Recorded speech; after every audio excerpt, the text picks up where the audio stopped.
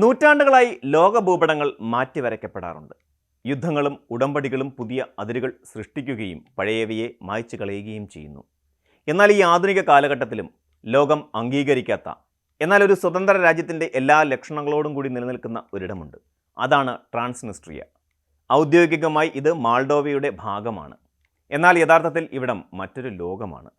500-ലധികം കിലോമീറ്ററുകളോളം നീണ്ടു നിൽക്കുന്ന ഒരു ഇടുങ്ങിയ ഭൂപ്രദേശം, 50,000-ഓളം വരുന്ന സൈന്യം, സ്വന്തമായി കറൻസി, പാസ്പോർട്ട്, പതാക, പ്രസിഡന്റ് എന്നിവയെല്ലാമുള്ള ഒരു പ്രദേശം. എന്നാൽ ഈ രാജ്യത്തിൻ്റെ പേരോ പതാകയോ ഐക്യരാഷ്ട്രസഭയുടെ അംഗീകൃത പട്ടികയിൽ നിങ്ങൾക്ക് കാണാൻ കഴിയില്ല. ലോകം മറന്നുപോയ, അല്ലെങ്കിൽ ലോകം കാണാൻ വിസമ്മതിക്കുന്ന ഒരു സോവിയറ്റ് അവശിഷ്ടം പോലെ ഈ പ്രദേശം ഇന്നും നിലനിൽക്കുന്നു.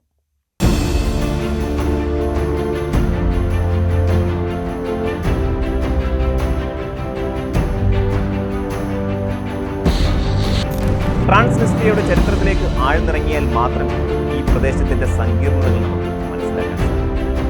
1991-ൽ സോവിയറ്റ് യൂണിയൻ തകർന്നപ്പോൾ സോവിയറ്റ് റിപ്പബ്ലിക്കുകൾ ഓരോന്നായി സ്വാതന്ത്ര്യം പ്രഖ്യാപിച്ചു. മാൾഡോവയും അത്തരത്തിൽ ഒന്നായിരുന്നു. എന്നാൽ മാൾഡോവയ്ക്കുള്ളിലെ ഒരു ചെറിയ വിഭാഗം, പ്രത്യേകിച്ച് റഷ്യൻ വംശജർ കൂടുതലായുള്ള നീസ്റ്റർ നദിയുടെ തീരത്തുള്ളവർ, മാൾഡോവ റൊമാനിയയുമായി ലയിക്കുമെന്ന് ഭയപ്പെട്ടു. തങ്ങളുടെ റഷ്യൻ സ്വത്വവും സോവിയറ്റ് സംസ്കാരവും നഷ്ടപ്പെടുമെന്ന ആശങ്കയിൽ അവർ സ്വയം സ്വാതന്ത്ര്യം പ്രഖ്യാപിച്ചു. ഇത് 1992-ൽ കഠിനമായ ഒരു ആഭ്യന്തര യുദ്ധത്തിലേക്ക് നയിച്ചു. നൂറുകണക്കിന് ആളുകൾ കൊല്ലപ്പെട്ട ആ പോരാട്ടത്തിനൊടുവിൽ ഒരു വെടിനിർത്തൽ കരാർ.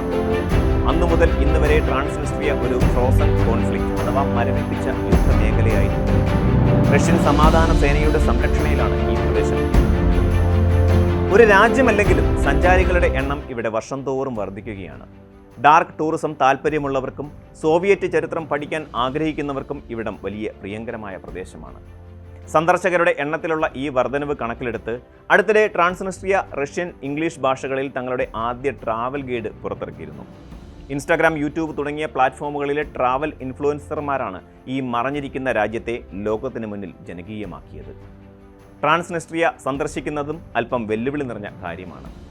മാൾഡോവയുടെ തലസ്ഥാനമായ ചിസിനാവിൽ നിന്ന് ഏകദേശം 2 മണിക്കൂർ ബസ് യാത്ര ചെയ്താൽ നമുക്ക് ഇവിടെ എത്താം.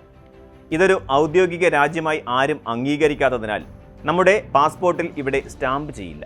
പകരം ഒരു ചെറിയ കടലാസ് കഷ്ണം, അതായത് ഒരു മൈഗ്രേഷൻ കാർഡ് നൽകും. ഇത് തിരികെ പോകുന്നതുവരെ സൂക്ഷിച്ചു വയ്ക്കണം. റഷ്യൻ സൈന്യത്തിൻ്റെ ശക്തമായ സാന്നിധ്യമുള്ളതിനാൽ അതിരുകൾക്കുള്ളിൽ പെരുമാറുന്നത് അതീവ ജാഗ്രതയോടെ വേണം. പ്രശസ്ത സഞ്ചാരികൾ പറയുന്നതനുസരിച്ച് ഇവിടുത്തെ ചെക്ക് പോസ്റ്റുകളിൽ ചെറിയൊരു അബദ്ധം പോലും വലിയ നിയമപ്രശ്നങ്ങളിലേക്ക് നയിച്ചേക്കാം. അതുപോലെ സൈനിക താവളങ്ങളുടെയോ അതുപോലെ സർക്കാർ മന്ദിരങ്ങളുടെയോ ചിത്രം പകർത്തുന്നത് കർശനമായി നിരോധിച്ചിട്ടുണ്ട്. ഇവിടെ എത്തുന്ന ഏതൊരു സഞ്ചാരിക്കും അനുഭവപ്പെടുന്ന ആദ്യത്തെ കാര്യം സമയം അവിടെ നിശ്ചലമായി നിൽക്കുന്നു എന്നതാണ്.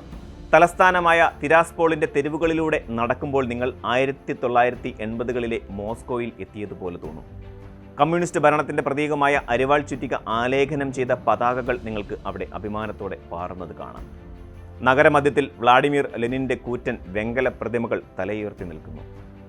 സോവിയറ്റ് യൂണിയൻ ലോകമെമ്പാടും തകർന്നു വീണെങ്കിലും അതിൻ്റെ ആത്മാവ് ഇപ്പോഴും ഈ ചെറിയ മണ്ണിൽ ശ്വസിക്കുന്നുണ്ടെന്ന് നമുക്ക് തോന്നും. പഴയ സോവിയറ്റ് കെട്ടിട നിർമ്മാണ രീതികളും ചുവപ്പ് കലർന്ന ചുവരുകളും സൈനിക പരേഡുകളുമെല്ലാം ഒരു വിചിത്രമായ ഗൃഹാതുരത്വം ഉണർത്തുന്നവയാണ്. പാശ്ചാത്യ രാജ്യങ്ങളിൽ നിന്ന് വ്യത്യസ്തമായി മുതലാളിത്തത്തിൻ്റെ അതിപ്രസരമില്ലാത്ത, എന്നാൽ ഒരുതരം വിചിത്രമായ അച്ചടക്കം പുലർത്തുന്ന ജീവിത രീതിയാണ് ഇവിടെയുള്ളത്. സാമ്പത്തികമായി നോക്കിയാൽ ട്രാൻസ്നിസ്ട്രിയ ഒരു അത്ഭുതമാണ്.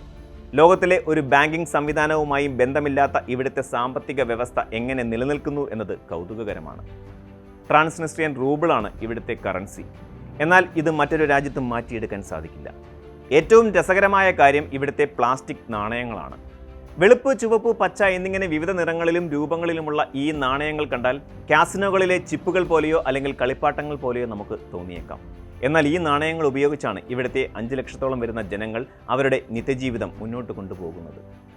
ഈ സാമ്പത്തിക ഐസൊലേഷൻ അവർക്ക് വലിയ വെല്ലുവിളിയാണെങ്കിലും റഷ്യ നൽകുന്ന സാമ്പത്തിക സഹായങ്ങളും സൗജന്യ ഗ്യാസും അവരെ പിടിച്ചു നിർത്താൻ സഹായിക്കുന്നു. ഈ രാജ്യത്തിൻ്റെ ആന്തരിക ഘടനയെക്കുറിച്ച് സംസാരിക്കുമ്പോൾ ഒഴിച്ചുകൂടാനാകാത്ത പേരാണ് ഷെരീഫ്. ഇതൊരു വ്യക്തിയല്ല, മറിച്ച് ഒരു വമ്പൻ ബിസിനസ് ഗ്രൂപ്പാണ്. സൂപ്പർ മാർക്കറ്റുകൾ മുതൽ പെട്രോൾ പമ്പുകൾ വരെയും മദ്യനിർമ്മാണ ശാലകൾ മുതൽ ടെലിവിഷൻ ചാനലുകൾ വരെയും ഇവർക്ക് കീഴിലാണ്. ട്രാൻസ്നിസ്ട്രിയയിലെ ഏറ്റവും മികച്ച ഫുട്ബോൾ ടീമും ഇവരുടേതാണ്. യഥാർത്ഥത്തിൽ ഒരു രാജ്യം ഒരു കമ്പനിയാൽ നിയന്ത്രിക്കപ്പെടുന്ന കാഴ്ചയാണ് നമുക്കിവിടെ കാണാൻ സാധിക്കുന്നത്. വിദേശ നിക്ഷേപങ്ങളോ രാജ്യാന്തര വ്യാപാരങ്ങളോ ഇല്ലാത്ത ഒരിടത്ത് ഇത്തരം ഒരു കുത്തക സ്ഥാപനം എങ്ങനെ വളർന്നു എന്നത് ഇവിടുത്തെ രാഷ്ട്രീയവും ബിസിനസ്സും തമ്മിലുള്ള ആഴത്തിലുള്ള ബന്ധത്തെ കാണിക്കുന്നു. പല നിരീക്ഷകരും ട്രാൻസ്നിസ്ട്രിയയെ ഒരു രാജ്യമെന്നതിലുപരി വലിയ ഒരു കോർപ്പറേറ്റ് എസ്റ്റേറ്റ് ആയിട്ടാണ് വിശേഷിപ്പിക്കുന്നത്. എന്നാൽ ഈ രാഷ്ട്രീയ തർക്കങ്ങൾക്കും സോവിയറ്റ് ചിഹ്നങ്ങൾക്കുമിടയിൽ സാധാരണക്കാരായ മനുഷ്യരുടെ ജീവിതമുണ്ട്. 5 ലക്ഷത്തോളം വരുന്ന ആ ജനതയ്ക്ക് തങ്ങളുടെ വ്യക്തിത്വം ലോകത്തിന് മുന്നിൽ തെളിയിക്കാൻ വലിയ പ്രയാസമാണ്. ഇവിടുത്തെ യുവാക്കൾക്ക് പലപ്പോഴും പല പാസ്പോർട്ടുകൾ കൈവശമുണ്ടാകും. ഒന്ന് അവർ വിശ്വസിക്കുന്ന ട്രാൻസ്നിസ്ട്രിയയുടേത്, മറ്റൊന്ന് അന്താരാഷ്ട്ര യാത്രകൾക്കായി മാൾഡോവയുടെയോ റഷ്യയുടെയോ ഉക്രൈൻ്റേതോ. ലോകം തങ്ങളെ അംഗീകരിക്കുന്നില്ല എന്ന യാഥാർത്ഥ്യം അവരെ അലട്ടുന്നുണ്ടെങ്കിലും തങ്ങളുടെ ഭൂമിയോടും സംസ്കാരത്തോടും അവർക്ക് വലിയ സ്നേഹമുണ്ട്.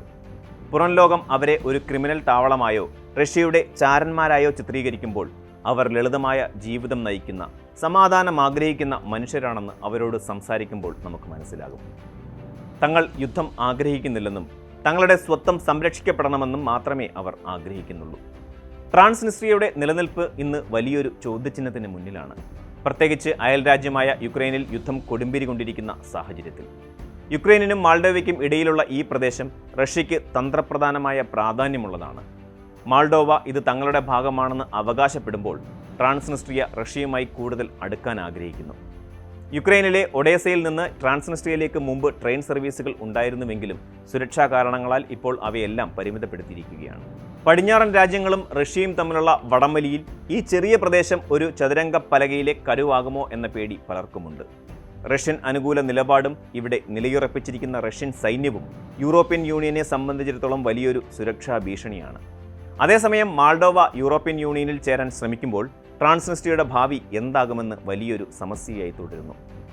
ലോകഭൂപടത്തിൽ സ്വന്തമായി ഒരു വര പോലുമില്ലാത്ത ട്രാൻസ്നിസ്ട്രിയ ആധുനിക രാഷ്ട്രീയത്തിലെയും ചരിത്രത്തിലെയും ഒരു അത്ഭുതമാണ്.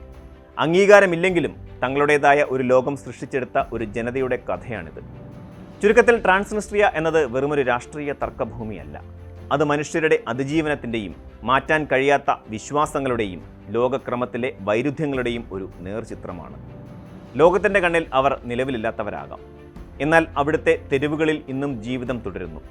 രാഷ്ട്രീയമായി അവരെ എന്ത് വിളിച്ചാലും ആ ജനത തങ്ങളുടെ അതിർത്തിക്കുള്ളിൽ തങ്ങളുടേതായ ഒരു ലോകം പടുത്തുയർത്തിയിട്ടുണ്ട്. ഈ അദൃശ്യ രാജ്യം നമുക്ക് നൽകുന്ന പാഠം ഇതാണ്: ഭൂപടത്തിലെ വരകൾക്കപ്പുറത്ത് മനുഷ്യർക്ക് തങ്ങളുടേതായ യാഥാർത്ഥ്യങ്ങളുണ്ട്. അത് അംഗീകരിക്കപ്പെട്ടാലും ഇല്ലെങ്കിലും മാറുന്ന ലോകത്ത് മാറാൻ കൂട്ടാക്കാതെ നിൽക്കുന്ന ഈ സോവിയറ്റ് ഔട്ട്പോസ്റ്റ് വരും കാലത്തും ലോകത്തിന് ഒരു വിസ്മയമായി തുടരുമെന്നതിൽ സംശയമേയില്ല.